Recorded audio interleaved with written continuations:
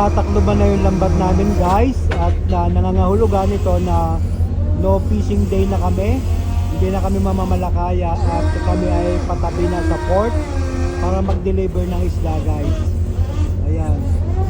Ito isang policy sa fishing na kapag hindi tayo mamamalakaya at hindi na tayo nag-declare ng fishing day ay tatakloban ito.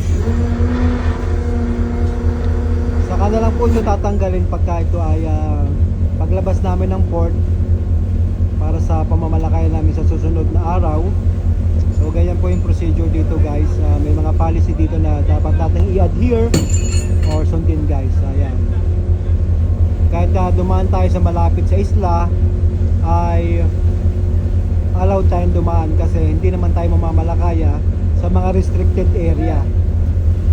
Yan. Tulad dito, medyo malapit kami sa isla, shortcut kami para kami ay papunta na sa port at magdi-deliver ng isda. Hindi na tayo mamamalakaya ng pagkakataong ito. Yan naman po ay for the record. Ayan guys. Sa magandang kaalaman guys na talagang dito sa bansa na kung saan kami naroon ay tayo ay sumusunod sa mga patakaran dito. So ayan po guys. Busy yung mga kasimahang isda natin na magtaklob ng ating lambat ngayong umaga. Magandang umaga sa inyong lahat.